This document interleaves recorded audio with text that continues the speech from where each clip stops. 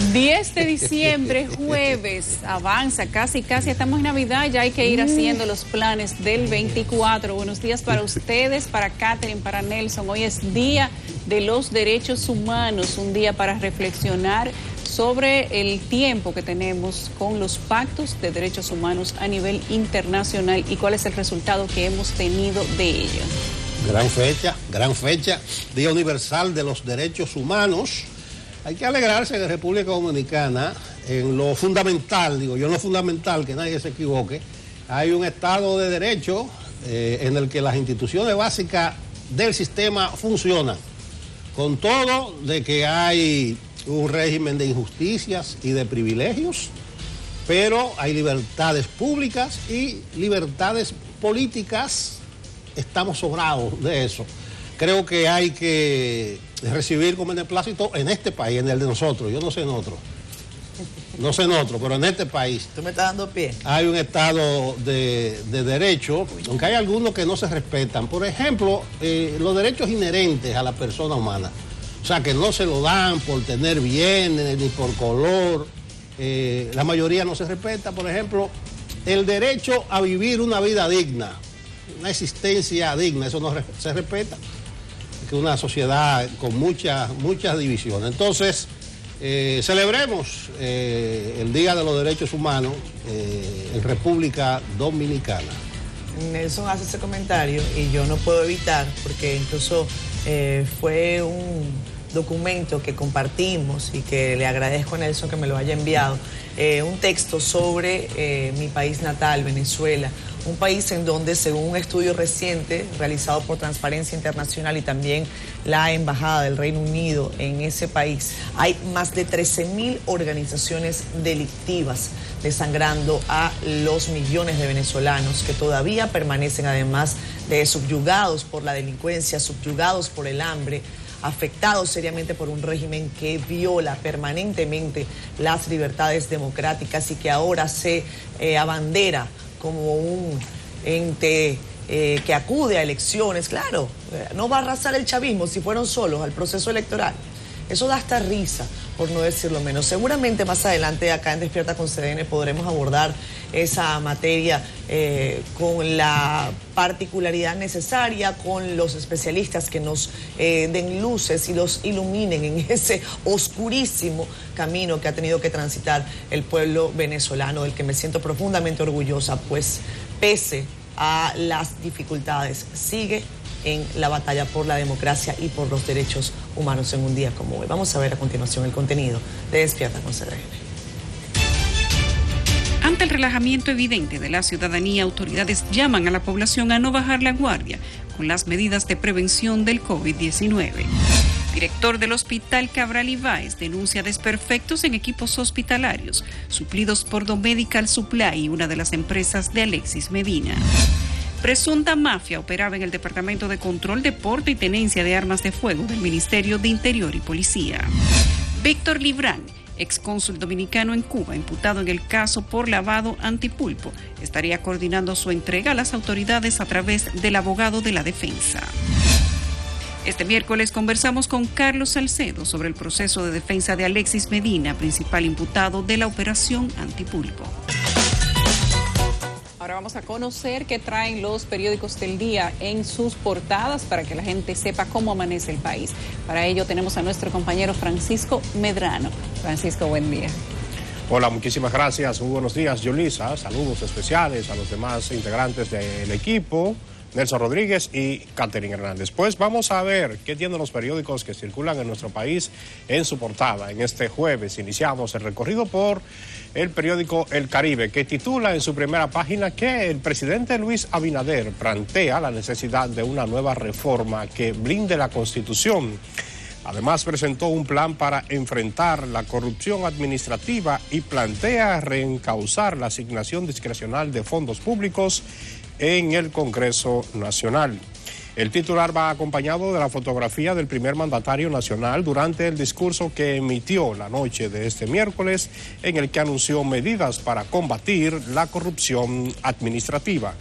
La segunda gráfica corresponde al director del Hospital José María Cabral Ibáez de Santiago, Bernardo Hilario, quien dijo que Los equipos instalados allí por la empresa de Alexis Medina están inservibles.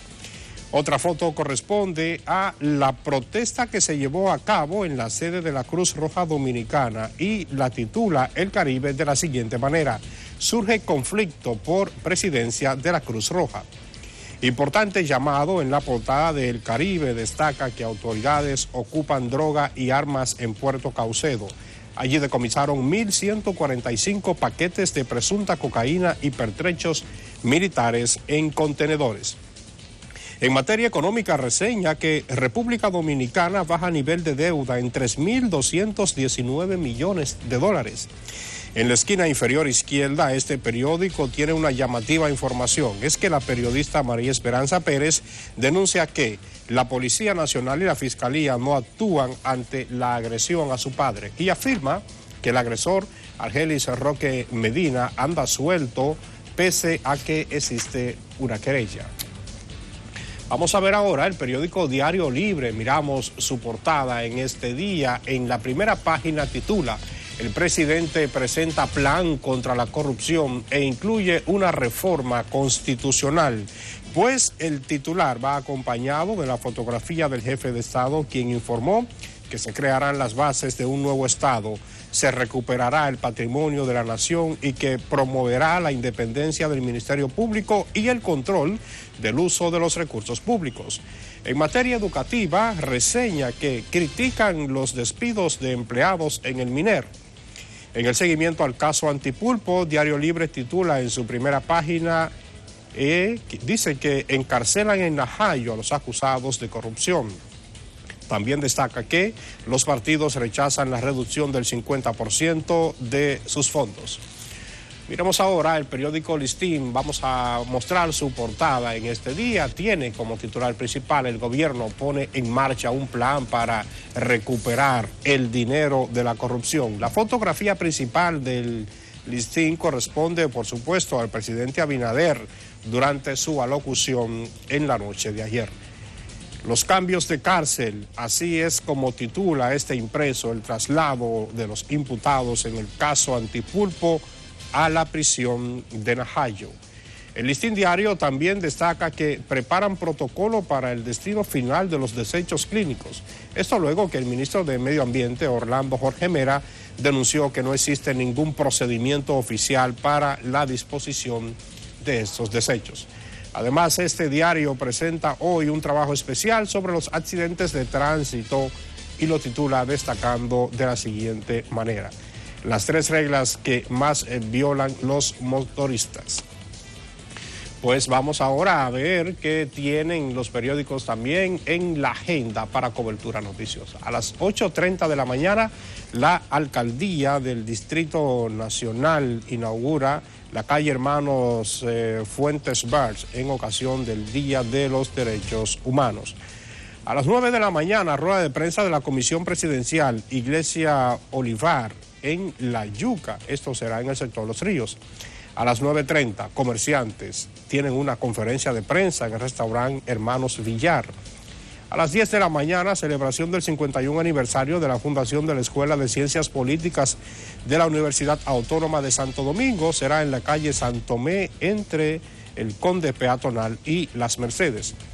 A las 10 de la mañana, apertura de la segunda fase del proyecto Alianzas para el Desarrollo, la Exportación y el Apoyo a la Industria del Coco para el Caribe. Esto será en la Junta Agroempresarial Dominicana. A las 4 de la tarde, rueda de prensa del Ministerio o del Ministro de Medio Ambiente, Orlando Jorge Mera, será en el Ministerio de Medio Ambiente. Pues así andan las informaciones de nuestros periódicos de circulación nacional y las actividades en agenda para este jueves. Yulisa, retorno contigo. Gracias, Francisco. Yo no sé qué otros aspectos del clima, pero las temperaturas están muy agradables. Pero que nos cuente el panorama completo, Jean Suriel. Muchísimas gracias, muy buenos días. Tenemos sobre República Dominicana el frente frío que desde ayer ha estado incidiendo en nuestra zona de pronóstico. Ha traído precipitaciones, pero también está incidiendo con las temperaturas sobre todo aportando esa frescura en la zona norte del territorio nacional y hacia la cordillera central. Durante las próximas 24 horas tendremos la continuación de los aguaceros, específicamente hacia la región del Cibao, noreste, zona fronteriza, también los sistemas montañosos de la cordillera central. Algunas lluvias moderadas podrían ocurrir también hacia el sureste del país y las temperaturas a partir de esta noche estarán descendiendo de manera significativa. Para el fin de semana se espera que el frente frío empiece a alejarse de República Dominicana y será para entonces cuando disminuyan los aguaceros en el país. Estas han sido las informaciones del tiempo. Regreso con ustedes. Estamos resolviendo un detallito en nuestro Facebook Live, pero estamos en vivo también a través de las plataformas Instagram y Twitter. En Twitter, Periscope, y en Instagram Live. Saludos a los que se conectan también a través de esa red social. Dicen, bueno, aquí está Obieli, Víctor, Juan. Ellos tienen un debate ahí sobre que las mujeres lo que están es haciendo TikTok y estar enseñando. ¿Tú tienes TikTok, Nelson? No, ni yo tampoco. No me gusta el TikTok. Tintán tengo yo. Hay que tener una capacidad para mantenerse haciendo cosas. No, es de locos. Sí, bueno, para la gente que tiene tiempo está bien. Sí, yo pienso que a veces las redes sociales están determinadas a que uno, a los que no uno, a todo el que tiene mucho trabajo, se busque a alguien que se las ayude a manejar, porque es imposible caerle atrás a estos nuevos tiempos con el asunto de redes sociales. De cualquier manera los saludamos, les enviamos un fuerte abrazo. Comenten con nosotros las noticias del día si así lo quieren y nosotros los leemos con todo el cariño de siempre. Hacemos primera pausa acá en Despierta. Gracias por siempre estar ahí. Estamos de vuelta en Despierta con CDN. Ahora vamos a ver, Catherine y Nelson, un recorrido por las principales informaciones en el interior del país. Para ello nos ha preparado el siguiente reportaje a modo de resumen nuestra compañera Silvania Lima. Buenos días. Murió una joven mujer en Santiago producto de una brutal golpiza que le propinó su pareja y que la mantuvo ingresada en un hospital durante 2 meses, según informaron sus parientes. La joven Nicairi de la Rosa, de 19 años, estuvo ingresada en el hospital José María Cabral Ibáez, producto de los golpes y demás lesiones que le provocó su pareja Starling Martínez, de 25 años. La tiró en un carro en marcha, le dio con una botella con ella agarrada, le partió todo. Le dañó, por eso convulsionaba, día tras día convulsionaba por eso, porque él la desbarató, la amarró con una soga y la iba a tirar por el canal, y dijo que si se metía a la familia iba con un 38 a matarlas todas. Esto no se quede impune con ella, que se haga justicia con ella, queremos todos los familiares de ella. Se luchó bastante con ella en el hospital, medicamentos bien caros con ella, toda la familia sufriendo con ella. Y esto fue terrible lo que ese hombre hizo con esta niña. El hecho tuvo lugar en el sector La Pulga de Cienfuegos, en Santiago Oeste, y versiones apuntan a que la mujer era objeto de constantes maltratos y vejaciones por parte del hombre y que nunca denunció por temor ante constantes amenazas de muerte a ella y a su familia. En San Francisco de Macorís, autoridades de salud pública clausuraron por 15 días una tienda china luego de que el propietario del negocio diera positivo al COVID-19 y continuara operando. El director provincial Duarte de Salud, Luis Rosario, explicó que el propietario de la tienda fue llevado de emergencia a una clínica con síntomas del COVID y al día siguiente la esposa procedió a abrir el negocio, pero esta también presentaba los síntomas. Miembros del Cuerpo Especializado de Seguridad Fronteriza Terrestre, agentes policiales y de aduanas detuvieron a 5 hombres e incautaron 1.331.630 unidades de cigarrillos que entraron al país de contrabando introducido por la costa norte vía acuática desde Haití. La operación se realizó en la cabaña El Can, en el sector El Cangrejo del municipio Sosúa, provincia Puerto Plata. También miembros del CESFRONT decomisaron en el municipio de Comendador 57 libras y media de un vegetal, presumiblemente marihuana, acciones ejecutadas en 2 casos de manera simultánea en el puesto de chequeo frontal del recinto militar Coronel Elías Piña. Por ambos casos fueron detenidos 6 hombres de nacionalidad haitiana, a quienes también les ocuparon varios celulares y dinero en efectivo y fueron enviados a la DNCD junto a la supuesta droga. El sacerdote de la parroquia Sagrado Corazón de Jesús en la comunidad La Cuava de Yamasá, René Sansón, reclamó al presidente Luis Abinader la construcción del puente sobre el río Osama. El religioso refirió de los inconvenientes que encarnan los habitantes de esa comunidad en tiempos de lluvias. Durante una misa oficiada en las orillas del afluente, a la que asistieron decenas de feligreses y comunitarios, el párroco también demandó la pavimentación de las carreteras que comunican a La Cuava con otras localidades. Silvania Lima, CDN. Así están las cosas en el interior de la República Dominicana. Miren, estamos atentos a varios temas que han ocupado páginas en los principales periódicos de circulación nacional y que quizás con todo el reperpero que ha generado el caso Antipulpo, el caso de los archivos de Odebrecht, hoy que declara el brasileño, Yulisa, en estos días está pendiente de eso. Bueno, lo que pasa es que el Ministerio Público le dio hacia atrás su decisión de dictarle un acto de conducencia, una orden de arresto internacional porque no vino. Entonces el tribunal dejó sin efecto esa medida para buscar otra solución porque él no había venido por los efectos de la pandemia en Brasil. Dijeron sus representantes que no era porque no había querido venir a testificar, él es testigo a cargo del Ministerio Público, sino por la situación de la pandemia. Entonces, en ese caso, el tribunal ponderó la situación de Brasil y probablemente se le permita, pero están en ese proceso. Sin embargo, hay otros. El Ministerio Público tiene otros testigos, dentro de los cuales está el representante en República Dominicana de Odebrecht, el señor Hofke, y otros dos más. Pero mientras eso sucede, a propósito de otro escándalo en República Dominicana, el tema Antipulpo, de los allanamientos que se dieron en las últimas 2 semanas, hay uno que no fue apresado, que fue el señor Librán, de quien, por cierto, en la torre donde allanaron prácticamente 2 veces, los vecinos estuvieron sumamente incómodos porque las autoridades no les permitían continuar con su vida cotidiana. El señor Cándido Simón se reunió ayer con el procurador anticorrupción Wilson Camacho para coordinar la entrega a la justicia del excónsul dominicano en Cuba, Víctor Librán, que es actualmente perseguido en el marco de la operación Antipulpo, y él manifestó que a Camacho el interés del sospechoso que se puso en contacto con Cándido Simón de ponerse a disposición del Ministerio Público por considerar que no tiene que esconder la relación o nada que esconder con relación a las imputaciones de corrupción y lavado de activos. Tenemos al señor Cándido Simón en línea a propósito de la noticia y vamos a conversar brevemente con él respecto de su conversación con el señor Librán. Cándido, buenos días. Buenos días. Gracias por despertarme tempranito. Cándido, ¿cómo te conectas con el señor Librán?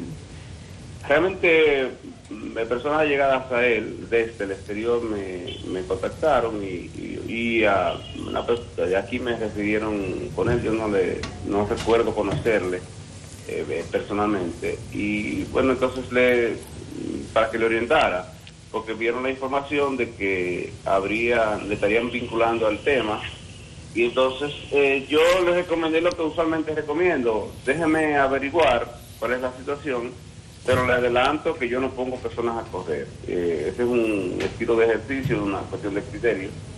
Si tiene una situación, pues tiene que confrontarla y bueno, de ahí se decide lo que se va a hacer. Y entonces, lo que me contactó, yo averigüé, esperé a que se desarrollara la audiencia preliminar, porque ahí va a surgir la información más precisa. Les recomendé que viera el juicio, lo vio completo, y desde el exterior donde está, y entonces ya hemos estado en un flujo de comunicación más efectivo. Yo inicié el acercamiento cuando estábamos ahí en la vista, con la magistrada Jenny Berenice y con Wilson Camacho, con el propósito, eso es normal, eso es legal, con el propósito justamente de facilitar la posibilidad de que él venga y responda. Entonces ya he contactado con él, le apoderó formalmente y me ha expresado siempre su disposición de venir. Informo lo siguiente, él tiene doble nacionalidad, él, entre otras, él es nacional americano. Sí. Los norteamericanos no extraditan con facilidad. Hay un ejemplo en que negaron la extradición, en el caso Renove, no sé si recuerdan, el señor que representaba la empresa Hyundai, que estaba aquí, se fue al exterior, después que lo entrevistaron en audiencia, yo cuando le iban a entrevistar de la misma sala de audiencia, se fue y entonces pidieron su extradición. Y allá tienen que ir al sistema de justicia y no son sellos gomígrafos de que piden y envían, no. Cuando allá examinan la causa probable, es decir, evalúan los jueces, los abogados, y le llevan a los jueces la posibilidad de que pueda ser condenado o no aquí. Entonces, cuando le llevaron la información a los jueces de la imputación que le tenían, ellos evaluaron y consideraron que ahí no había causa probable y en consecuencia le negaron la extradición. La causa probable es precisamente esa que se refirió brillantemente el joven abogado Eduardo, porque el artículo 227 numeral 1 pone como condición previa que para usted disponer una medida de coerción es imprescindible que haya probabilidad de que sea autor o cómplice. Es decir, el juez al momento de una infracción, el juez al momento de evaluar, de decidir si impone una medida de coerción, primero tiene que ver, examinar si en función de la relación de hecho con relación a la norma penal, si la conducta alegada es compatible con una infracción penal. De modo que, y eso es en cualquier escenario. Eso es en cualquier escenario. Y ese tema de la causa probable, voy a hablar con inmodestia incluida en primera persona. Yo fui de los cuatro redactores del de lo que era proyecto de Código Penal, Procesal Penal, hoy Código Procesal Penal. Estamos en ese escenario. Informo, que ese texto se heredó del modelo norteamericano. Eso y el plea bargain, y la pena preacordada, eso y los acuerdos con el Ministerio Público, eso de la causa probable es de origen del sistema norteamericano, de manera que sí está consignado. En mi intervención concluyo, en ocasión de este proceso que está con el proceso Pulpo, la operación Pulpo, pusieron un nombre rimbombante para que suene alto. Yo algo fui más parco, pero cuando intervine me concentré en si había o no tipo penal y evidencié que entre las imputaciones que se hacen, en los textos de la ley 7202 que pretenden imponer están derogados desde el año 2017 y los textos, algunos textos del Código Penal, 176 y 177 del Código Penal, están derogados desde 1927 por la ley 712, y lo que la ley trae no encaja con el caso de Freddy Hidalgo. O sea, ese tema de esa discusión técnica es correctísima, como la hizo Eduardo. Bueno, los jueces, hay jueces que piensan que sí, hay jueces que piensan que no. Alejandro Vargas sostiene que no, pero ya ese es otro tema. Lo que sí importa con él es que, aunque podía sujetarse a que sea extraditado con el riesgo para República Dominicana de que los jueces se la nieguen, él me dijo que va a suprimir esa posibilidad y que desde que sea requerido él viene, porque él no sabía que lo estaban requiriendo. Entonces, bueno, cuando ya le practican un allanamiento en el apartamento que él tiene ahí de hace bastante tiempo, que incluso tiene ropa de los niños y tantas cosas, y me dijo que habría la posibilidad de que eso se le entregara. La ropa de los niños que venía enviando, porque ellos venían, aunque sus niños son ciudadanos norteamericanos y su esposa tiene residencia, y él es ciudadano, y su familia pudo quedarse para allá, él me dijo, no, yo voy. Entonces fui ayer a compartir esa disponibilidad me reuní con el magistrado Camacho para ese propósito. Le había dicho que iba a verlo para ese propósito, entonces ya es cuestión de hacer la coordinación para él venir. Cándido. De todas maneras, si me disculpan, yo le pedí que me fuera enviando documentación y evidencia para yo estar preparado para lo peor. Se decía que estaba en Cuba, pero como tú hablas de extradición, da la sensación de que está en territorio estadounidense. Y no se concertó una fecha con Camacho para... Recuérdense que el magistrado Camacho, los fiscales, los jueces, los abogados somos humanos y honestamente estábamos abatidos. Yo le dije, dame 2 días para yo descansar. Ustedes han infringido el derecho constitucional que tienen a abusar de mi amistad. Y me descansaron. Eso es real, eso es real. Pero sí, porque me faltaban ayer me entregaron una documentación y yo quería estar preparado para eso. ¿Dónde está? ¿Está en Cuba? ¿Está en Cuba o en Estados Unidos? Ahí no hay un señor que se llama Cundo, Yulisa. Llévatelo. Mira, Cándido. Aquí tenemos a Pedro, pero Pedro no se lo va a llevar. Pedro se queda. Pero comparte informaciones con nosotros. Nosotros somos una fuente discreta, no diríamos nada. Nadie se va a enterar. Pero ¿de dónde que me llaman? ¿De dónde me hablan? Pero ustedes no fueron la primer media que yo se lo dije. Claro. Ustedes despiertan buen humor. Brevemente, ¿de qué está acusado el señor Librán, según el Ministerio Público? Mira,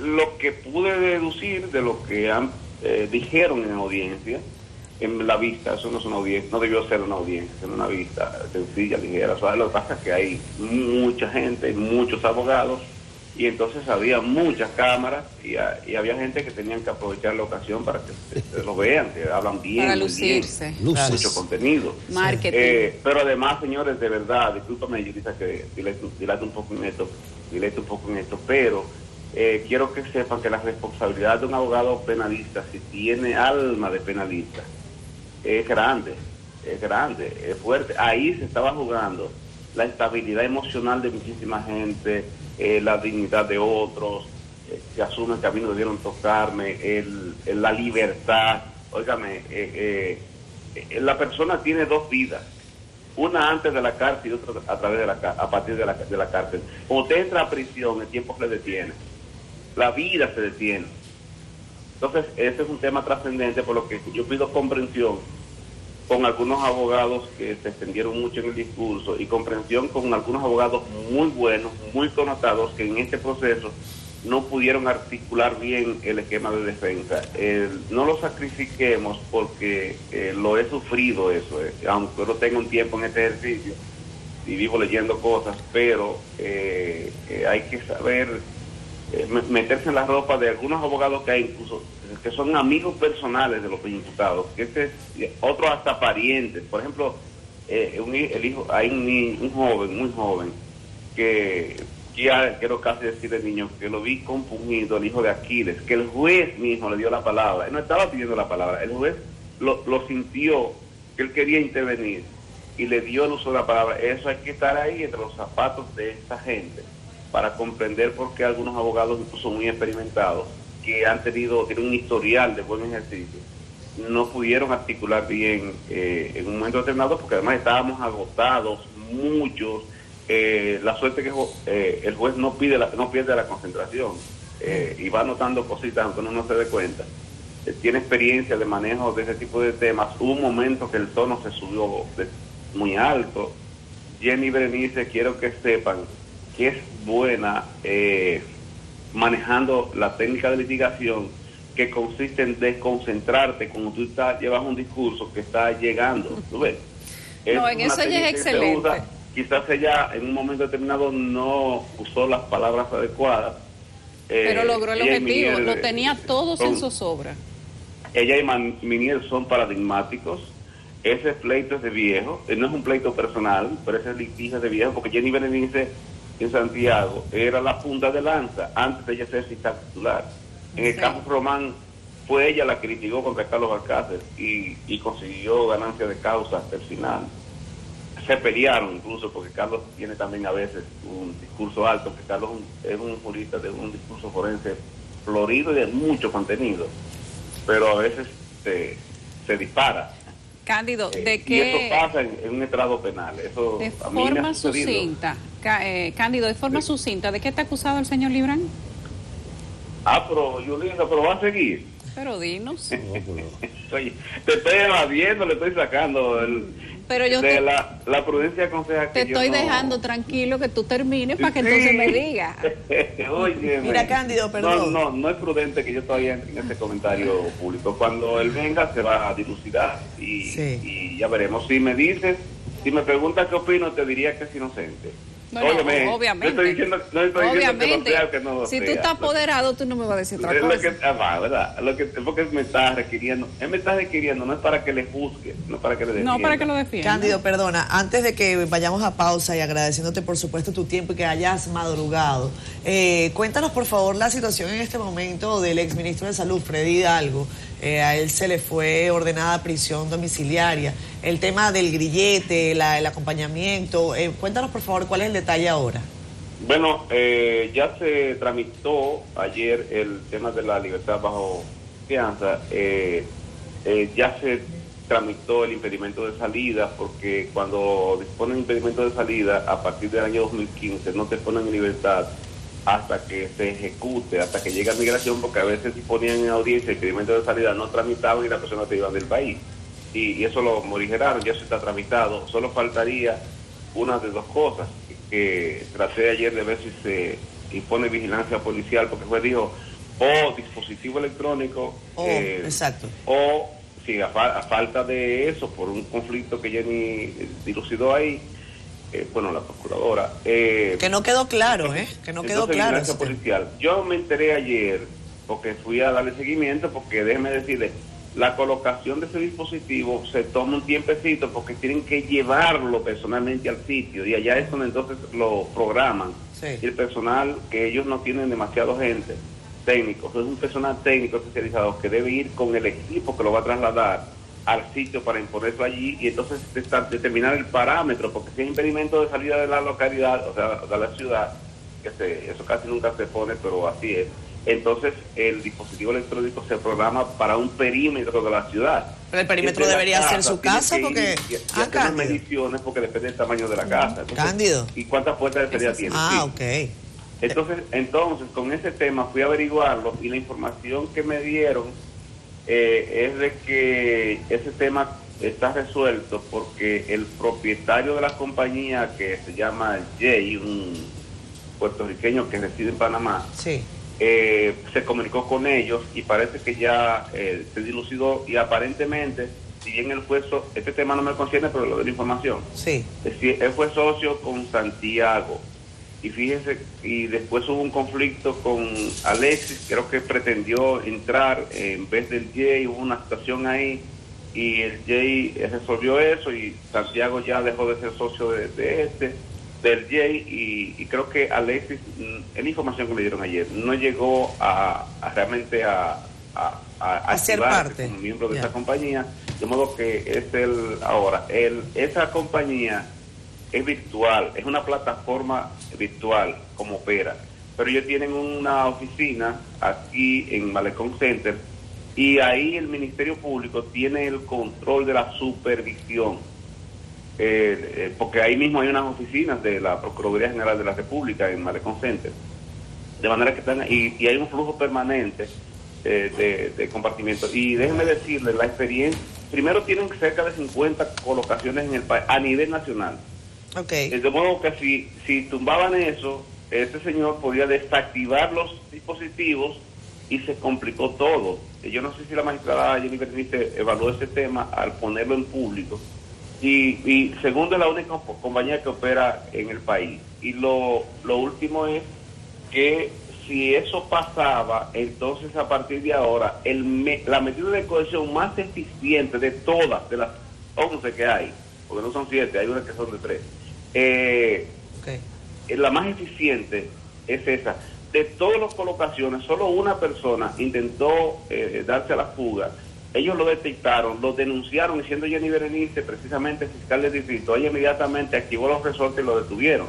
O sea que es un 100% de posibilidades que tienen. Y además ellos les reportan diario al Ministerio Público el flujo de movimientos de cada persona que lo requieran. Y creo que semanalmente le pasan un informe ya escrito, pero por la completo, pero por la página. Gracias, Cándido. Hay un control total de efectividad de ese tema. Muy bien. Bueno, gracias, Cándido. Cándido, vaya a descansar, que nosotros interrumpimos su descanso. Ya no. Vaya a trabajar. Ahora quiere hablarle, porque ya te despertaste. Lo que pasa es que ustedes como madrugan, se creen que la cosa. Pero parece que tú ganaste, Cándido, porque tu defendido va a prisión domiciliaria y los otros para Najayo. Bueno, déjame decirte. Eso se computa como una ganancia para el abogado. No, déjame decirte, no en el caso de él, porque con él lo que hizo fue homologar lo que él siempre hace, quedarse en su casa, es un hombre tranquilo. Ahora, hay gente ahí que se han establecido dispositivos electrónicos que lo obligan a estar en su casa con su mujer todo el día. Y esta vez no por requerimiento de ella, pero no por orden de mujer. Bueno, hay quienes dijeron, debe haber ¿qué tú felicidad. quieres decir con eso? ¿Qué tú quieres decir con eso? A lo mejor ese va a ser... No, pregúntale a Yulisa. No, ok. lo que fue Jenny Berenice que dijo. ¿Usted se imagina, la señora? Fue Jenny Berenice que dijo. No, que los viernes son... Gracias. ¿Para dónde viene? Gracias, Cándido. Hoy es jueves, mañana que viene lo bueno. Bye, Gracias, Cándido. Cándido. Gracias, amigos. Vamos a una pausa. El capitán José Urtecho con nosotros y con ustedes para darnos una panorámica general del tránsito vehicular a esta hora de la mañana. Buenos días, Capi Urtecho. Gracias, mis amigos. Un saludo al equipo. Vamos de inmediato al tránsito. Vamos a iniciar en la zona este del país, específicamente en la Romana, en la salida de la Romana, en la avenida Profesor Juan Bosch, próximo a la autovía del Este, donde hay un accidente con una persona fallecida en este punto. Está complicado el tránsito, la persona se mantiene en el pavimento fallecida en un accidente que ocurrió más temprano en la salida desde la Romana hacia la autovía del Este en dirección este-oeste. Otros eventos de importancia que están generando fuerte congestionamiento es un camión averiado en el kilómetro 9 de la autopista Duarte viajando en dirección Santo Domingo Cibao. La cola de vehículos ya está llegando a la Winston Churchill. El camión está aquí en este punto, en el kilómetro 9, y está generando este congestionamiento que ya está próximo a llegar a la Winston Churchill. Pudiéramos sugerir la avenida de los Próceres, que en ese momento presenta tráfico habitual, algo lento en la circunvalación de los ríos, pero puede subir por esta rampa, así evita este tapón que viene circulando desde la avenida Winston Churchill. Otro evento de importancia que se está dando en este momento es en la autopista 6 de noviembre a la altura de Atillo San Cristóbal. Aquí hay una persona lesionada que está recibiendo atenciones del 911 debido a un accidente que ocurrió poco más temprano en dirección San Cristóbal, Santo Domingo. A la altura del kilómetro 94 de la autopista Duarte en dirección Santo Domingo Cibao. Esto próximo a la entrada a Constanza hay un accidente con una patana involucrado. Un camión tanquero está involucrado en este accidente. Está ocupando parte del carril derecho en dirección Santo Domingo Cibao. Más adelante en el kilómetro 119 un pequeño autobús se accidentó. Hay 2 personas lesionadas en el lugar. En el Gran Santo Domingo, en este momento, tenemos fuerte congestión en la autopista Duarte en dirección Cibao-Santo Domingo. Tenemos la congestión que inicia en el kilómetro 18 y se extiende hasta el kilómetro 14. Más adelante, otro pequeño congestionamiento luego de cruzar la avenida Monumental y se extiende hasta el kilómetro 9.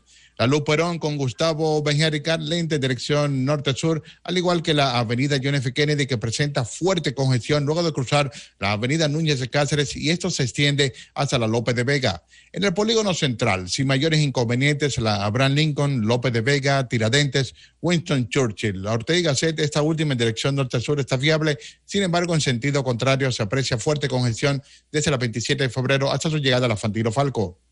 A 27 de febrero, lenta en dirección este-oeste, desde el elevado a la altura de la Cámara de Cuentas y se extiende hasta la avenida Ortega y Gasset. Si va a cruzar desde la zona oriental, estamos sugiriendo utilizar el puente flotante, que en este momento está menos complicado que el puente Mella y el puente Juan Bosch. Este último con una cola de vehículos que inicia en la San Vicente de Paúl. El puente de la 17 lento en su subida, con un tránsito lento desde antes de la Fernández de Navarrete y se extiende hasta la subida al puente. Finalmente, los que vengan transitando desde Santo Domingo Norte, congestión desde la avenida Mirador Norte hasta la subida al puente Peinado. Es todo lo que tenemos y volvemos con ustedes al estudio. Muchas gracias, Capi Urtecho. Hasta mañana. Un abrazo, hasta mañana. Bueno, ha sido noticia desde el día de ayer la cancelación masiva de empleados públicos en diferentes instituciones del Estado, de manera muy específica, la del Ministerio de Educación. Se habla de casi 23,000 personas que han sido sacadas en los 3 meses de gobierno que lleva el Partido Revolucionario Moderno. Hay todo tipo de informaciones, la lista de nombres interminable, y el gobierno no ha desmentido todavía que sea cierto o no que hayan cancelado más de 22,000 personas. Tenemos videos, tenemos reportes de personas que están dentro de los cancelados y la situación parecería que en algunos casos podría ser dramática. Durante el día de ayer se hizo viral un video de una señora de las que fue expulsada, si estaría dentro de esos casi 23,000 ciudadanos cancelados que venían del gobierno anterior, que aparece lamentando profundamente, inclusive con lágrimas, la situación por la que ahora va a atravesar producto de su cancelación. Vamos a ver el video, producción. Yo soy la que la ayudo mucho en todo. La patilla, la mayor está enferma, no puede ayudarla mucho. Mi hija a veces trabajaba, tiene un niño, tengo que meterle la mano también. Mi mamá tiene diario de azúcar. Yo soy la que la ayudo mucho. La señora tenía un trabajo de conserjería dentro de una de las entidades que arropa la sombrilla del Ministerio de Educación. Mírenlo ahí. 22,000 personas han sido canceladas, Catherine y Nelson, del Ministerio de Educación. Esto ha cancelado consternación y críticas dentro de diferentes medios de la ciudadanía. Ahí se hace necesario que el gobierno, que el ministro de Educación dé algunas informaciones al respecto, porque de ser ciertas las confirmaciones de las personas que aseguran haber sido canceladas y que dan el número de estas 22,000 y tantas personas ahora mismo, en medio de la pandemia, en pleno diciembre, pues ciertamente quizás amerita más que una simple explicación. Miren, 22,000 personas, se dice rápido, se dice fácil, pero cuando se trata de la dignidad humana, 22,000 almas es demasiado. Yo no soy quien para decir si el Ministerio de Educación tiene o no el derecho, porque bueno, el derecho asiste también a los que han sido cancelados y tendrán que acudir ante el Ministerio Administrativo de la Presidencia, ante las instancias correspondientes, el Ministerio del Trabajo, para determinar cuál será su situación.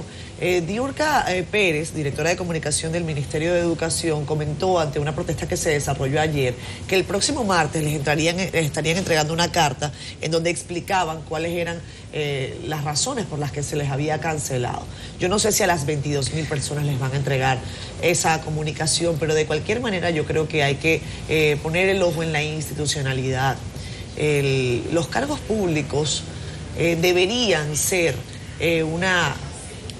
más que un orgullo, deberían tener una situación distinta a los que están en una empresa privada.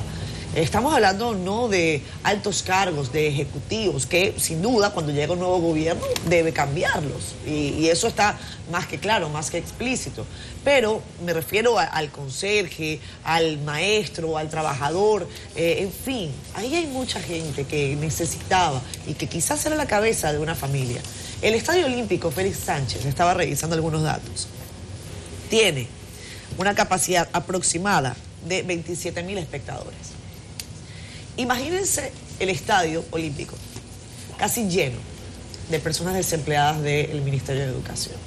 Por eso les digo que se dice fácil, 22,000 personas, pero hagan un ejercicio visual de todas esas almas que hoy se quedan sin empleo y que definitivamente hay que ver cómo van a pasar estas Navidades. No es un tema nada más de buscar posiciones, también es un tema, yo pienso que sí, de el momento justo en el que se hacen las cosas, de cómo se hacen las cosas, quizás hacerlo de manera escalonada, explicar, en fin, es parte del proceso.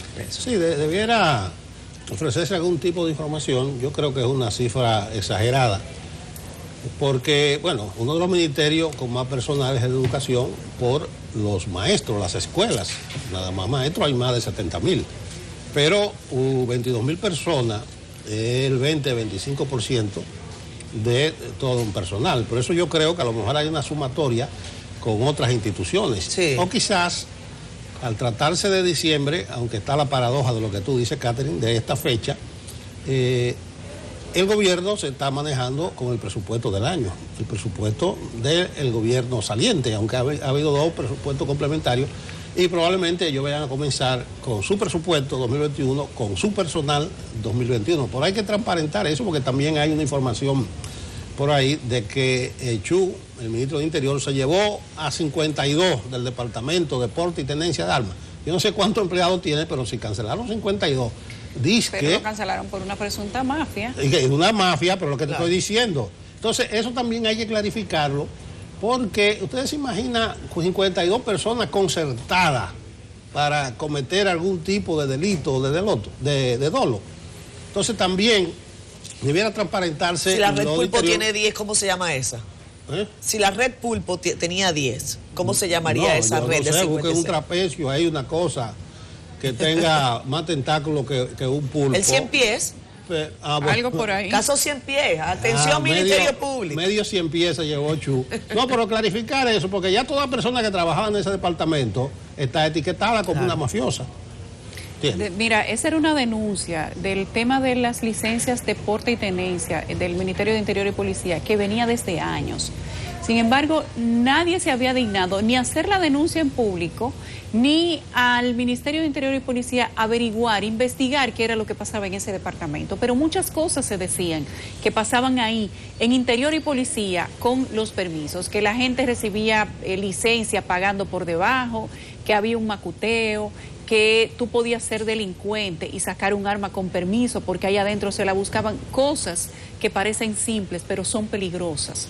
Porque decir que no hay control o que no había control durante años en el Ministerio de Interior y Policía para darle armas a personas que podían tener estabilidad emocional y psicológica para tenerlas o no, o que simplemente se volaban los parámetros para entregarle una licencia de porte y tenencia de arma de fuego a una persona sin saber o sin contemplar o sin respetar las reglas de si debía tenerla o no, eso es serio.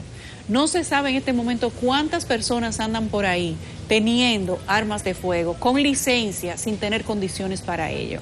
Me parece que es serio y que la investigación debería ir todavía mucho más allá de cancelarlo simplemente, porque tendrían que transparentar qué tantas armas se sacaron con licencia de Interior y Policía y ahora están en manos de personas inadecuadas.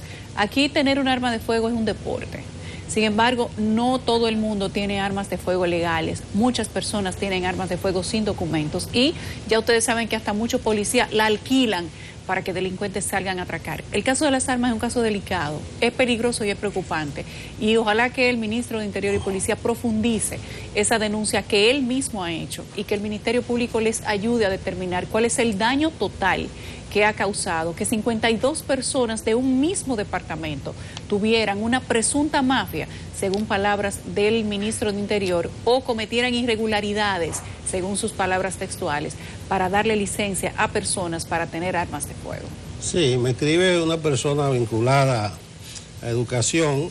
¿Qué dice? No, me dice que lo triste del caso es que si son empleados del 2008 hacia acá no le toca prestaciones, solo porcentaje de Navidad y vacaciones, y que para ambas cosas se requiere una certificación laboral, y el Departamento de Recursos Humanos dice que lo entregará dentro de 30 días. 30 días es el plazo legalmente que se tiene para reclamar. Me dice que 22,000 personas podrían ser pocas, que no hay que alarmarse, porque, por ejemplo, en Santiago son 500 personas por distrito y son 10 distritos y una regional. Entonces, por ahí se puede calcular. Y además, los organismos dependientes como INAVIA, INAIPE, INAFOCAN, IDEICE, etcétera, la ARS-SEMA, o sea que son muchas personas que dependen de educación, pero ni modo, es pertinente una aclaración, una información al respecto, porque realmente tiene un trasfondo doloroso. Y lo de Interior y Policía, ya lo dijo Yulisa, siempre se ha dicho de esa mafia. Y eso, que eliminaron los formularios 25, aquello que daba la guardia, la policía con un papelito. A la pausa. A propósito de la operación antipulpo, de la decisión del juez Vargas de dar prisión preventiva a 7 de los imputados, tenemos a Carlos Salcedo, defensor de Alexis Medina, y su barra también defiende al señor Alexis Pagán, a propósito de que ellos dos también han tenido prisión preventiva y ayer fueron trasladados. Hemos tenido discusiones que han sido públicas respecto de las consideraciones del magistrado Vargas y a las que Carlos Salcedo ha dicho públicamente que no está nada de acuerdo. Carlos, buenos días, gracias por estar con nosotros, aunque estás a distancia. Buen día, ¿cómo están ustedes? Bien, muy bien. Mira, corriges el nombre de Pagán, no se llama Alexis, Alexis, sino se llama Francisco Pagán, correcto. Vamos a Eso es un lapsus mental nada más. una rápida valoración, Carlos, de lo sucedido en las 3 audiencias. Mira, primero hay que entender que el magistrado José Alejandro Vargas es un juez muy experimentado. Tiene 15 años, 13 años de los cuales, en el sistema judicial, 13 años de los cuales está en primer grado. Entre atención permanente y esa área que maneja los aspectos penales, sobre todo la coordinación de esos juzgados de la instrucción, que es un elemento importante. Pero además ha conocido innumerables casos en relación con solicitudes de medidas de coerción. Por lo tanto, su experiencia, unida a su capacidad y su preparación, incluso es autor de obras importantes de derechos fundamentales, de medidas de coerción, lo que lo califican como un juez de altísima formación y experiencia. Pero todo el mundo sabe también que es un juez muy particular, muy folclórico en algunos aspectos, que utiliza muchísimas chanzas y demás. Y las chanzas tienen un momento que son, diríamos, aceptables, pero en la solemnidad de la justicia, usted no puede caer en el extremo de incluso atribuirse una serie de condiciones y atribuirle condiciones a la defensa, por ejemplo, que son básicamente sorna, burla. Por ejemplo, decirle al abogado de la defensa, en este caso a mí, que yo lo que doy es un discursito, eso podría ser chistoso, pero eso no es chistoso. Decir que, doctor, si usted quiere ser juez, ahora que el Consejo Nacional de la Magistratura está convocado, pues participe y vaya al concurso. Él me está diciendo con eso, como él fue a un concurso para ser juez de paz hace ya unos años, yo primero nunca he querido ser juez, ni lo pretendo ni lo pretenderé. Segundo, nunca he querido ser funcionario público y creo que mucha gente en el país sabe que yo he recibido ofertas de toda naturaleza para ser funcionario público. Y nunca lo he querido por una decisión personal. Creo que mi labor como abogado puede contribuir en alguna medida a desentar el sistema en lo que puedo, hacerlo más garante, hacerlo más eficiente, y ha sido la labor que desde la sociedad civil y como profesional del derecho he pretendido hacer con toda la humildad que eso entraña. Venir a burlarse de esa manera y sobre todo revelar en el proceso una tendencia a proteger al Ministerio Público y dejar que hiciera lo que quisiera, a la hora que quisiera y como quisiera, en perjuicio de los derechos de la defensa, es una burla al sistema de justicia. No es una burla a Carlos Salcedo, es una burla al sistema de justicia. Y lo digo con pesar, con dolor, porque se trata de un juez que quiero mucho, que aprecio, respeto y considero una persona muy honesta. Pero aquí se pasó. Es decir, la raya de Pizarro hace tiempo que la pasó en este proceso. Eso fue evidente, muy evidente. De hecho, tomar el micrófono cuando nosotros no teníamos la capacidad de estar en el micrófono en un momento determinado, al final le recriminamos a él y él lo que utilizó fue el micrófono para, atendiendo a que era un tema de atención nacional, simplemente quedar él con la voz que resuene en la población dominicana sin saber internamente la gente lo que estaba pasando. Jenny Berenice Reynoso, que me merece también todo el cariño, consideración, respeto, admiración por su trabajo, por la profesionalidad que tiene, se comportó durante el proceso como una niña malcriada.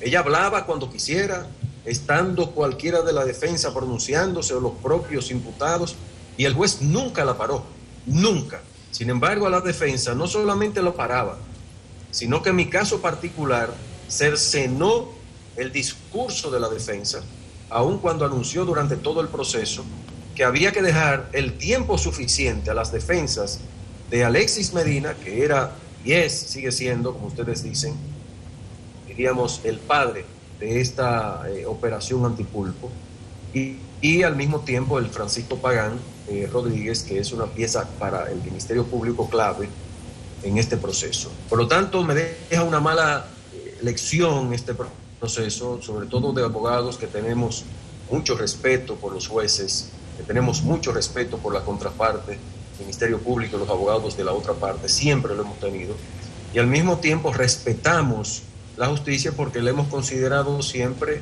como la corona del sistema de justicia, como bien lo decía en su momento Wilhelm Rehnquist.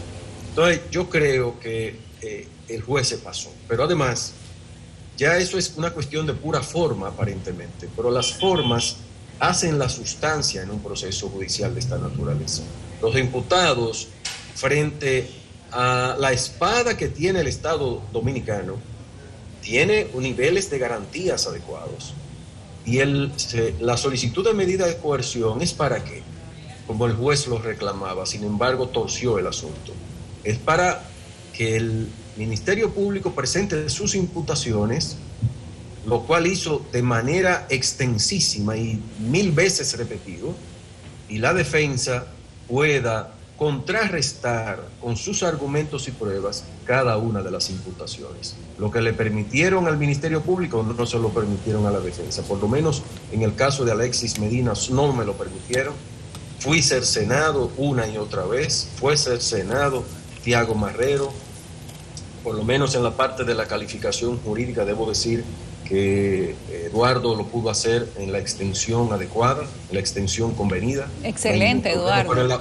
Excelente, pero en la parte fundamental, que son las refutaciones a las imputaciones que él quería oír y que necesitaba oír y que era obligatorio de la justicia escuchar, en esa parte no le interesó. Pero lo peor es, Lisa, que las pruebas que nosotros presentamos, que desacreditaban totalmente las pruebas del Ministerio Público, fueron ignoradas de manera olímpica y que además revelan que el Ministerio Público lo único que le interesa es imputar inobjetivamente, subjetivamente, sin tener en cuenta todas las pruebas. Por ejemplo, ellos presentaron, el Ministerio Público presentó el acuerdo interinstitucional entre el Ministerio de Salud Pública, el Servicio Nacional de Salud y la OISOE, que da cuenta de que los 56 hospitales le eran transferidos a la OISOE para su supervisión,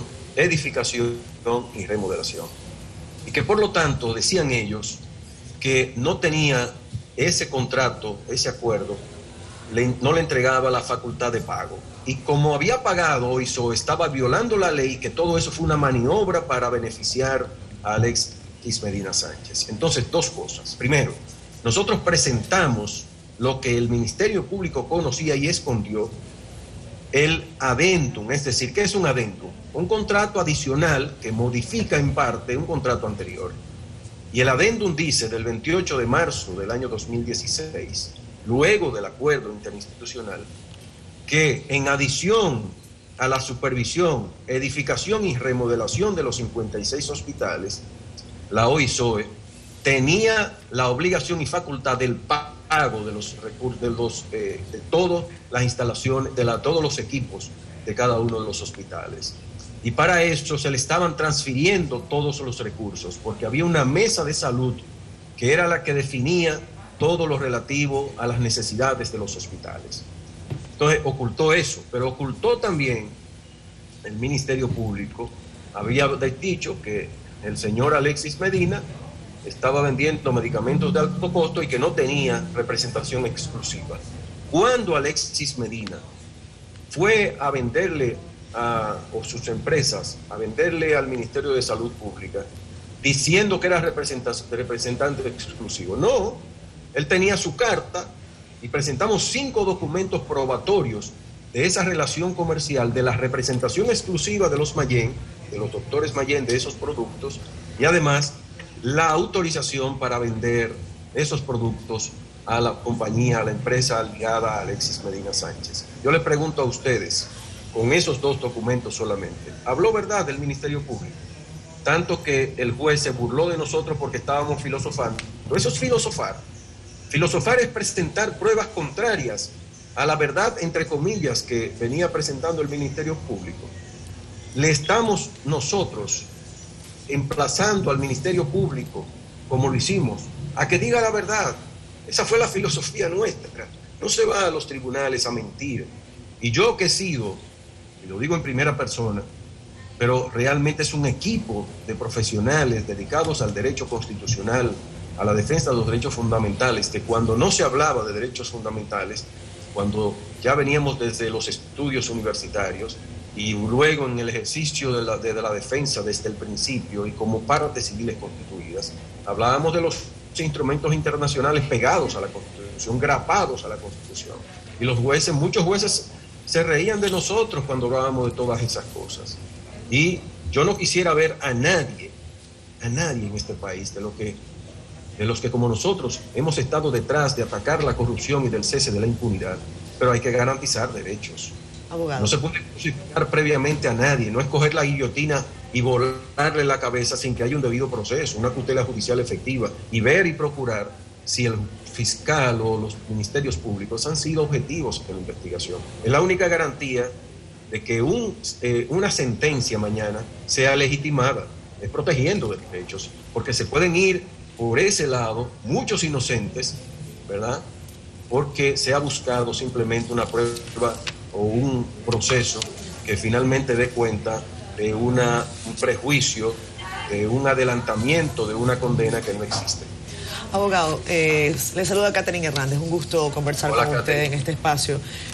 Usted hace una serie de consideraciones sobre la participación tanto de Jenny Berenice Reynoso como del juez José Alejandro Vargas en su proceder en estas audiencias, pero ambos estarán todavía en lo que continúe de proceso, estarán en las audiencias subsiguientes, tanto en la revisión de solicitud de medida de coerción más adelante, y bueno, ya habrá que ver. Ante esta situación, si nada cambia, ¿cuál es su expectativa? Y también quiero preguntarle lo que significa el peso de la opinión pública en un caso como este, cuando están no solamente en juego la honorabilidad de estas personas, sino también la demanda de una sociedad que se ha determinado a exigir, tal y como usted bien señala, culpables por casos de corrupción. Mira, primero aclararte que ya el juez Vargas no entra más en este proceso. Ya él salió del escenario, él es juez de atención permanente y actuó en la primera instancia y designó al tercer juzgado de la instrucción para el conocimiento que como juez de las garantías debe tener. Por lo tanto, las revisiones, ya la obligatoria del día 1 de marzo, conforme lo dispone el Código Procesal Penal, se realizará ante ese tercer juzgado de la instrucción. Bien. Primer elemento. Segundo elemento, no temo bajo ningún concepto participar frente a Jenny Berenice Reynoso, Wilson Camacho y el equipo, diríamos todos estrellas que hay ahí de jóvenes talentosos del Ministerio Público. Lo valoro muchísimo en el ejercicio nuestro profesional, siempre hemos valorado que la contraparte tenga niveles, pero que se comporten, no como lo hicieron en la audiencia, y que fue permitido de manera, diríamos, vergonzosa para el sistema de justicia, por el juez, actuando sin ningún control y sin la policía de la audiencia, que es su obligación. Ese era el reclamo que hacíamos al final de nuestra intervención, y lo cual fue recriminado de manera acre, de manera incluso burlona para mí. Y reitero que me tengo un pesar muy grande de hablar de esta manera por tratarse de un juez tan querido por mí. Y la influencia que tienen los medios de comunicación, sin duda, las redes sociales en todo esto, es indudable. Eso ha sido analizado por grandes autores en el mundo, en todo el mundo. Los juicios paralelos no son juicios, la justicia no es popular. El conocimiento de las técnicas de litigación y del derecho es propia de los abogados, para eso se forman, para eso estamos formados, para eso está formado el Ministerio Público, para eso se ha cualificado, se le ha dado un nivel que lo merece y que cada día tiene que profesionalizarse más para no incurrir en los errores que muchas veces cometen. Todos tenemos la malísima experiencia del caso de Brecht, que también nosotros estamos involucrados, de lo que fue y de lo que debió ser, de lo que fue en manos de Jean Alain Rodríguez, esa investigación sesgada y muy interesada, realizada para imputarle al PRM, particularmente destruirlo, y ya ahora está en el gobierno, a través de la imputación a Andrés Bautista y a Chu Vázquez, que eran presidente y secretario general del Partido Revolucionario Moderno, del Partido Revolucionario del PRM, y hacerlo ahora, atendiendo a la justicia popular, es peligrosísimo, porque la gente está hastiada, asqueada, ahita de corrupción y de impunidades, y tiene toda la legítima razón de reclamar que haya una persecución a todos los corruptos. Pero cuidado con eso, porque hay que adentrarse a un proceso para saber qué fue lo que ocurrió. La historia no la puede contar solamente el Ministerio Público. Tú retrotraerte a lo que pasó, tienes que darle la oportunidad también a las pruebas de la contraparte, las pruebas que sirven de descargo al imputado, y el Ministerio Público tradicionalmente, y ahora se ha revelado que continúa con esa práctica malsana, que desdice de la Constitución y de los principios que deben animar su actuación, evidentemente que sigue repitiéndose, escondiendo las pruebas que sirven de descargo o que extinguen la pena, etcétera, etcétera, y eso no es actuar de buena fe. El juez, recuerden lo que dijo, usted tiene que creerle al Ministerio Público en su buena fe. No, el juez no está para eso. El juez es un tercero imparcial. En ese caso ya les adelanto que aunque no me ha dado la sentencia, no nos ha dado la sentencia motivada, porque tiene que entregarla motivada por escrito, ya anunció que tuvo parcialidad con el Ministerio Público al hablar de su buena fe. No, la buena fe no existe. La buena fe no existe. Lo que él tiene que evaluar como tercero imparcial, si hay suficiencia probatoria, si las imputaciones tienen aciertos, si tienen fundamento y respaldo suficiente para hacer presumir que esas personas pudieran resultar responsables o declarados culpables en un juicio de fondo. Y segundo, si hay peligro de fuga. Yo quiero escuchar de ustedes cuándo habló el juez de peligro de fuga. ¿Cuáles son las condiciones para el peligro de fuga? El peligro de fuga no es un ente extraño, no es que está en el etéreo, no es que está en el aire. Todas las decisiones de la Corte Interamericana, desde el año 2004 hasta la fecha establecen claramente que tiene que ser en concreto probado en el proceso, no que lo diga el Ministerio Público. Yo incriminé y no dejaron ni siquiera que desarrolláramos eso, que presente el Ministerio Público una prueba de que hay desarraigo de cada una de estas personas para no presentarse al proceso. Al contrario, Francisco Pagán fue 6 veces convocado y 6 veces voluntariamente acudió junto a mí a ser interrogado. Bueno, y Alexis Medina salió del país y regresó también. Y regresó porque estaba en materia de negocios. Sí. Se dedica desde mucho antes de Danilo Medina ser presidente a negocios de esta naturaleza. Entonces, ¿por qué atender solamente a un Ministerio Público que falseó la verdad? Si usted entrega el 40% de los equipos y cobre el 40% de los equipos de un hospital, ¿por qué atribuirle que se robó el 60%? Si ese dinero nunca le entró ni tampoco era su obligación entregar ese 60%, ¿y por qué no investigó que ese otro 60% lo entregaron otras 2 compañías de otros suplidores que existen en el país, de una veintena de suplidores de equipos que existen en el país y que todos tienen el derecho de participar? ¿Por qué particularizar en el universo de los suplidores de equipos a Alexis Medina Sánchez, que no era el principal suplidor de equipos médicos en la República Dominicana? ¿Por qué hacerlo de esa manera? ¿Cuál es el objetivo? ¿Habría en este caso una deliberada intención de lo que dijo el juez, que dice que bueno, aquí no hay nada político, Danilo Medina no tiene que ver nada con eso, etcétera, etcétera? Eso está muy bien, pero lo que hay que analizar en el caso particular, si hay un propósito espurio significa que no tenga el objetivo perseguido por la justicia, en este caso particular. Si hay un objetivo malsano, y malsano también tiene que ver con lo que externamente se ve, que no se corresponde con la finalidad de la justicia, y eso es peligroso. Salcedo, yo estuve siguiendo, concomitante con el juicio, la película en Netflix, Habitación 2806, la recomiendo. Un caso mediático de Dominic Strauss, el ex director del FMI. Dominic Strauss-Kahn. Strauss-Kahn. Y hay mucho de lo que tuvo este juicio, porque es la etapa de preparación, es muy mediático y se contamina todo. Pero donde voy es que se buscó los 2 abogados más caros de Manhattan y eso se sazonó mucho. Incluso los abogados le preguntaban, los periodistas, al respecto. ¿Tú crees que fue una indelicadeza de Jenny estar hurgando en tus honorarios o revelando? Mira, yo creo que es un acto de bajeza, innecesario, inoportuno. Yo creo que el país sabe que con toda la humildad del mundo yo no soy un profesional cualquiera. Yo no improviso, yo soy un profesional que me respeto mi clientela. No sabía siquiera que Alexis o las personas que estaban ligadas a él o están ligadas a él habían hecho ese cheque ni lo tenían en sus manos, porque la forma de pago fue, se estaba haciendo la debida diligencia por parte del administrador de mi firma, precisamente para la recepción del pago por otra vía. O sea, por otra vía, una vía normal, ordinaria, al contrario, con todo lo que los comprobantes fiscales, con todo lo demás cosas que existen. No sabía que ese cheque estaba hecho porque ni siquiera, y lo anuncio al país, no era el monto que habíamos firmado y acordado como inicio del proceso para esta fase.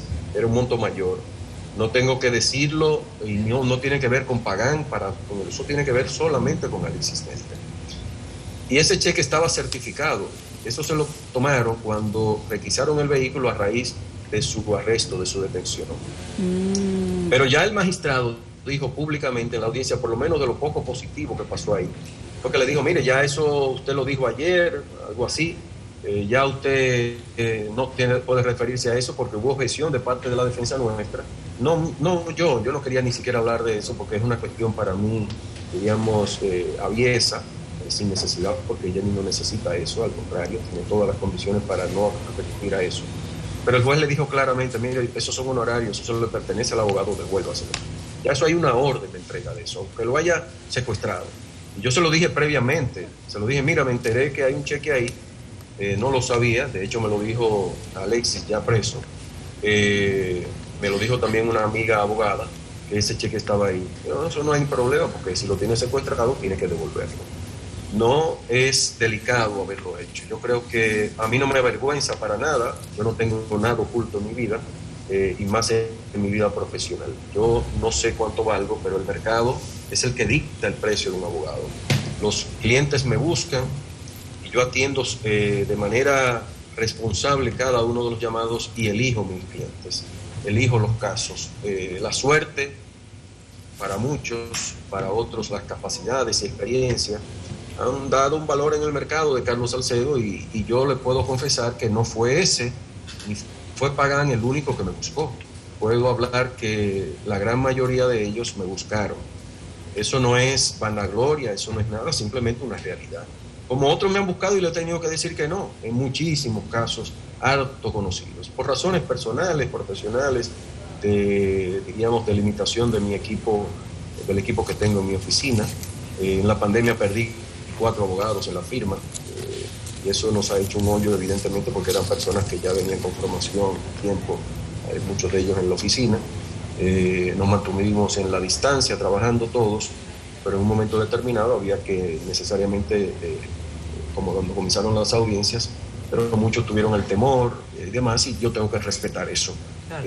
Por lo tanto, estamos ahora un poquito más limitados, que tenemos un excelente equipo, pero reitero que es una indelicadeza, diríamos que fue un exceso de parte de Jenny Berenice, y que espero que no se pueda repetir y que además me devuelva ese cheque que me pertenece, y no a mí, esa es la firma. Claro. Yo no soy Carlos Salcedo, no es único, es un equipo. Muy bien, gracias, abogado Carlos, por haber aceptado nuestra llamada. Queridos, ¿cómo? Gracias por haber aceptado nuestra llamada. Sabemos que estás inclusive fuera de la ciudad y que has hecho una concesión para poder conversar con nosotros. Con muchísimo gusto lo hago por ustedes. Un abrazo fuerte. Gracias. Que tenga feliz día. Igualmente. Vamos a una pausa. Regresamos con más. Esto es Despierta con CDN. Gracias a ustedes por estar siempre con nosotros. En esta parte del programa tenemos el honor de conversar con George Tahán, director de la Cámara de Comercio y Turismo Dominico-Suiza.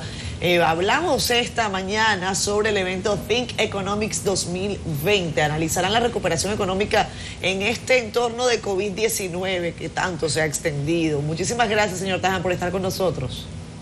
Muchísimas gracias, muy amable. El agradecimiento es nuestro por permitirnos acompañarlo junto a su amable audiencia.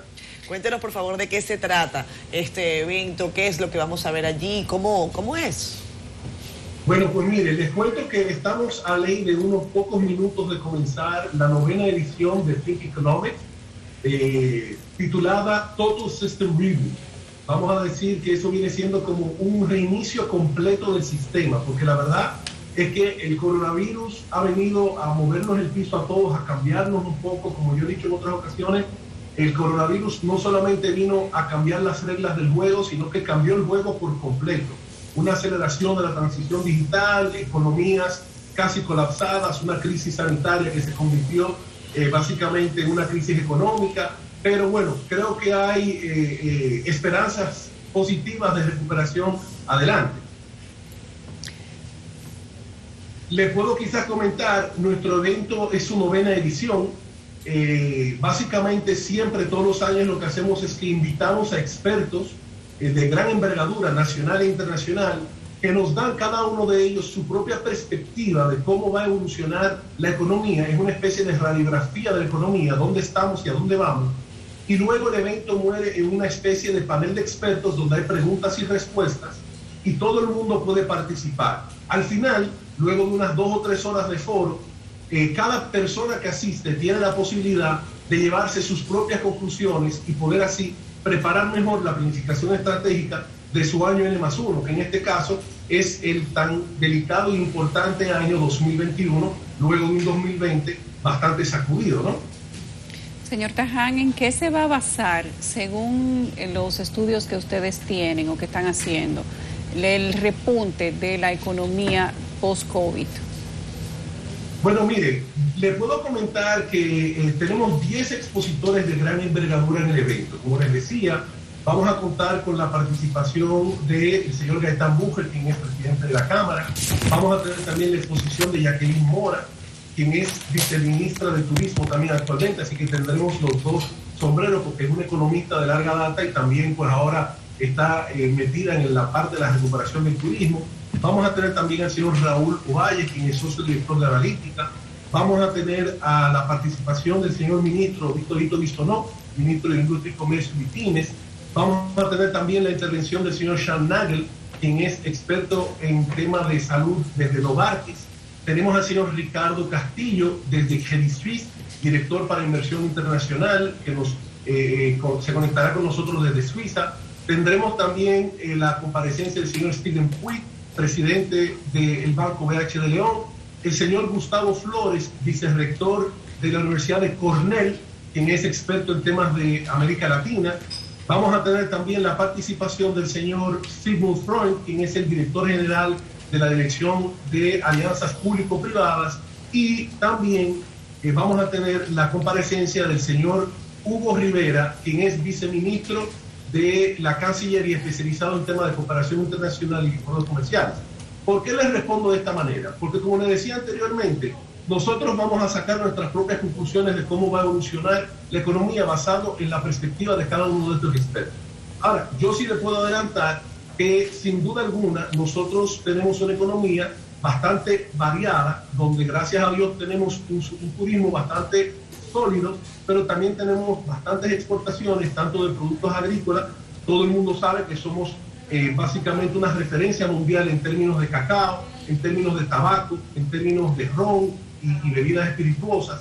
De manera que yo creo que uno de los pilares claves, que es lo que estamos tratando de transmitir también en este evento, es que el sector público, de la mano con el sector privado, debe de aunar esfuerzos como un reloj suizo cronometrado, para que todos podamos hacer que cada uno de estos sectores se recobre fuerzas para que la recuperación se pueda dar en República Dominicana. Tenemos una gran suerte, nuestro país es sumamente resiliente, tenemos un país que siempre lo hemos dicho, está bendecido, tenemos una fortaleza incomparable en la región, de manera que el coronavirus y lo que sucedió, lo que devino por el coronavirus, es el impacto económico que tuvo para nosotros, ha sido fuerte, claro está, pero todavía seguimos estando en mucha mejor salud que gran parte de los países de la región. Y en esa misma medida vamos a repuntar primero y podremos estar, Dios mediante, en un 2021 camino a una recuperación prácticamente, no total, pero bastante marcada.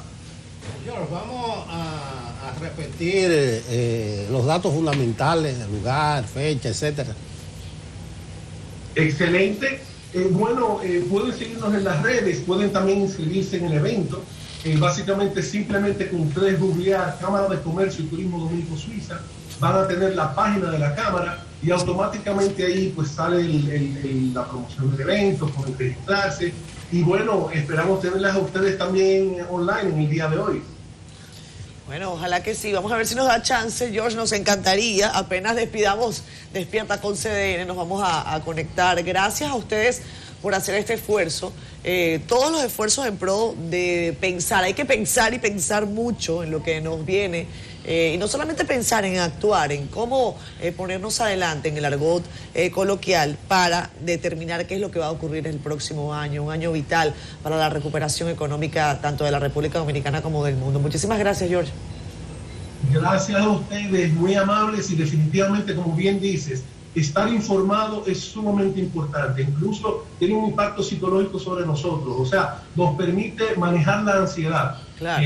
Tener mejor información nos permite tomar mejores decisiones, limitar pérdidas y aumentar las probabilidades de éxito. Así que esperamos que con esto podamos contribuir con todos los asistentes, que bueno, ya es la 9ª edición en la que nos acompaña. Por eso es que usted está acá en CDN, porque somos líderes en información. Gracias. Gracias. Vámonos a pausa.